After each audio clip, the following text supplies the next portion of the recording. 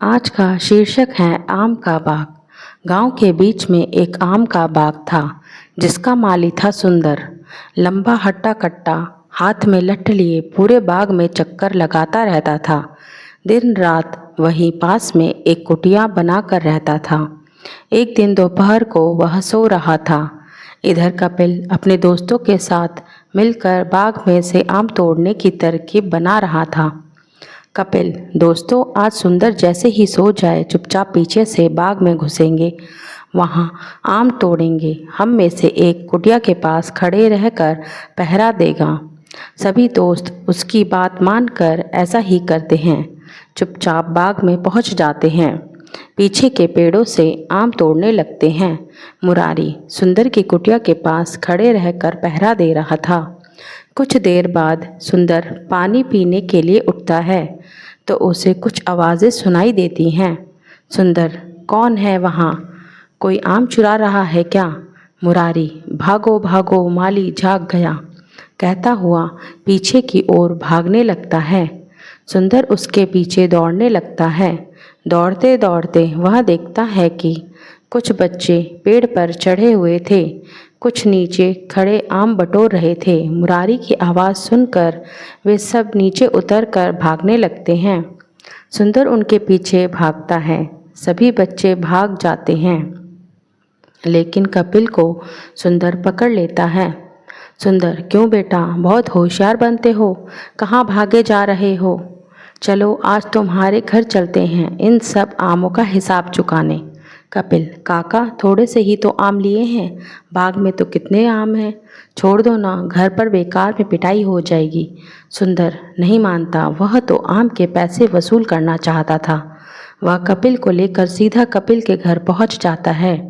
सुंदर, जगत भाई कहाँ हो? देखो तुम्हारा लड़का आम चुरा रहा था।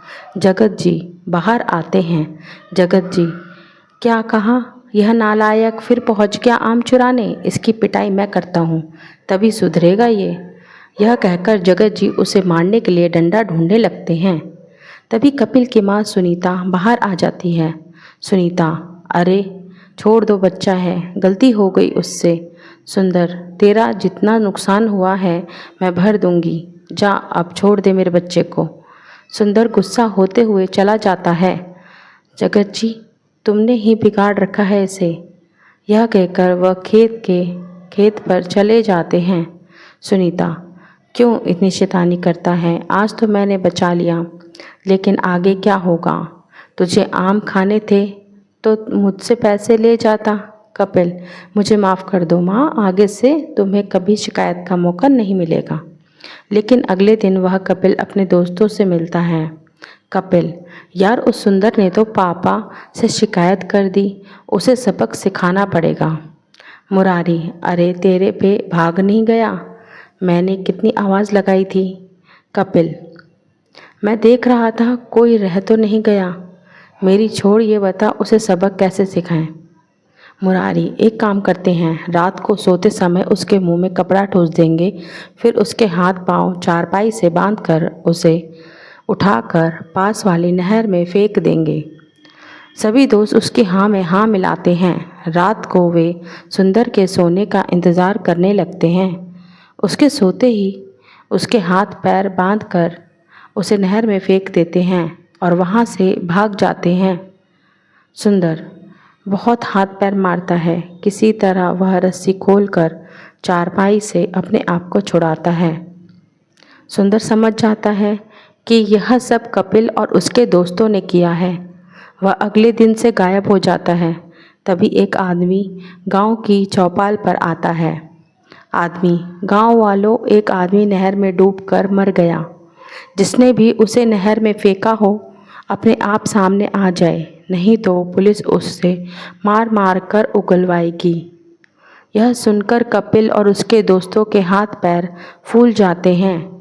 कपिल, अरे ये क्या हो गया, वह तो सच में मर गया, अब तो हम सबको फांसी होगी।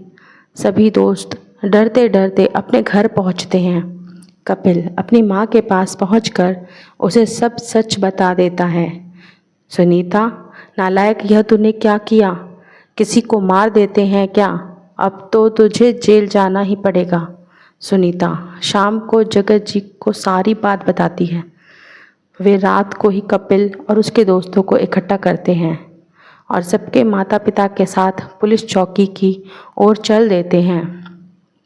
पुलिस चौकी दूर थी। रात को जंगल के रास्ते जा रहे थे, तभी उन्हें कंबल ओढ़े एक आदमी रोक लेता है।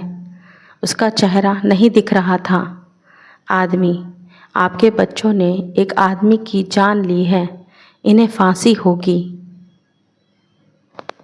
जगत जी, भैया इसलिए हम इन्हें पुलिस के पास ले जा रहे हैं, शायद इनकी सज़ा कम हो जाए। आदमी, मैं इन्हें बचा सकता हूँ, लेकिन फिर ये किसी और को मार देंगे। तभी सभी बच्चे उसके पैरों में पड़ जाते हैं। बच्चे, भैया हमें बचा लो, अब हम कुछ नहीं करेंगे, घर से बाहर भी नहीं निकलेंगे। आदमी, नहीं, तुमने पहले भी वादा किया था जब आम चोरी किए थे, अब तो तुम्हें सज़ा मिलनी ही चाहिए। बच्चे रोने लगते हैं। उनके माता पिता भी उस आदमी से हाथ जोड़कर प्रार्थना करने लगते हैं। तभी वह अपना कंबल हटाता है। अरे यह तो सुंदर है, यह तो ज़िंदा है।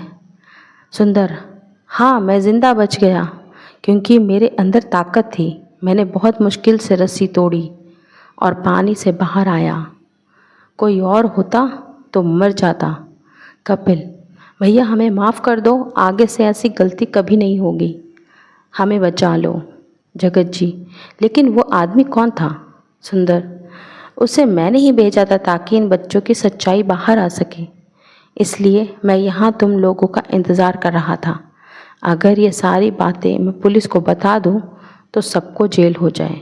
मुरारी, भैया बस एक बार माफ़ कर दो, हम वादा करते हैं अब कभी ऐसा नहीं करेंगे। हमारी ज़िंदगी तुम्हारे हाथों में है। सुंदर सबको माफ़ कर देता है। उसके बाद सारे बच्चे सुधर जाते हैं और मन लगाकर पढ़ाई करने लगते हैं। शिक्षा, कभी किसी का बुरा नहीं करना चाहिए। तो कैसी लगी आप सबको ये कहानी? अगर अच्छी लगी तो लाइक, शेयर और सब्सक्राइब कीजिएगा और ऐसी ही कहानी सुनने के लिए बेल आइकन को ऑन कर दीजिएगा, ताकि जैसे ही हम कहानी अपलोड करें वैसे ही आप तक नोटिफिकेशन मिल जाए। फिर मिलती हूँ एक नई कहानी के साथ, तब तक के लिए बाय बाय, थैंक यू।